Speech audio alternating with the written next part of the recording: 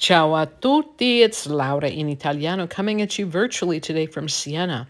This is the facade of the Cathedral in Siena, absolutely gorgeous with its black and white zebra striping. They're doing a little bit of work in front of the front doors right now, which I'm sure they'll be done with soon, but it's unmistakable black and white zebra striping. You can see that in the bell tower in the background there. And there's even parts of this church that goes all the way back originally to the 9th century. There's a foundation church, and then they built over that. If you look to the right, those apses, those porticos were left unfinished. They were done during the Middle Ages and never finished, basically due to the Black Death. But it's a huge Christian complex at this particular cathedral in the amazing town of Siena in southern Tuscany. Now, the facade of the cathedral reminds me a little bit of the facade of the cathedral in Orvieto, which is in Umbria. Absolutely gorgeous. And again, you can see a lot of the work on there done in marble, done by the Pisano brothers that also did a lot of the work on the Christian complex in neighboring Pisa. This is facing the cathedral. To the left is where you go line up to buy a ticket to get into the cathedral, and also the Piccolomini Library, which I'll be showing you quite soon. And then you're hit with this amazing cavernous space when you walk in. You do go through security as you come in. You are allowed to take pictures without flash.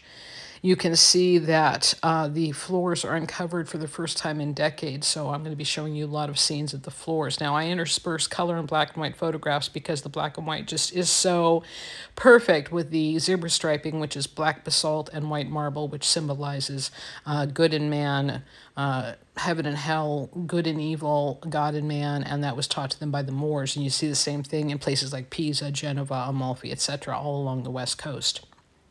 But again, it just lends itself so dramatically well to this amazing Gothic cathedral in this amazing Gothic town, which has such a different feel. I like this was a field trip of school kids that came here and were looking at the floor. Again, it's been covered over for decades with newspaper, and so it's so nice to finally see it.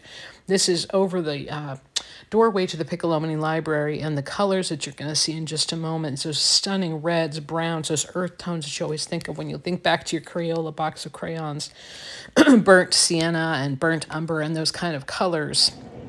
This is a side chapel where you can go light a candle for a few coins and sit down and kind of just take in the immensity of this amazing space and cathedral, because it can be kind of overwhelming at times. This is showing the floor uncovered.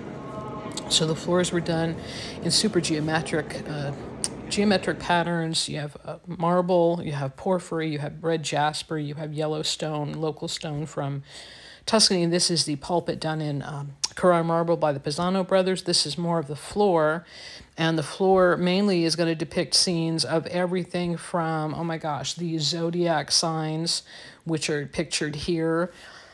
As I mentioned, just the geometric patterns alone that border these designs are absolutely incredible and stunning. And then you have a lot of Old Testament scenes, battles, and done in the local marble and porphyry and jasper. This is one of the sibyls. There are several scenes here of sibyls who were kind of like the fortune tellers, the women who generals and such would go to be told what was going to happen in the future. But you can see some of the red jasper in these battle scenes on the floors, and the floors are just absolutely unbelievably stunning. Here's another one of the sibyls.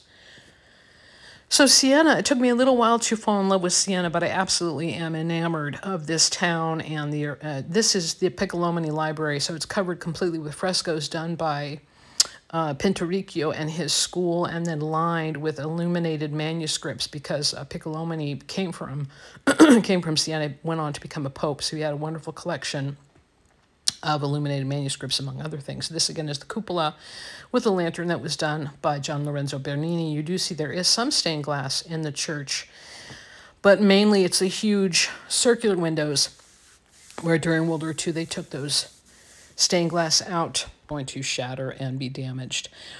And so, yes, Siena is absolutely one of my favorite towns, and I really have fallen in love with the whole environs of southern Tuscany and little small hill towns.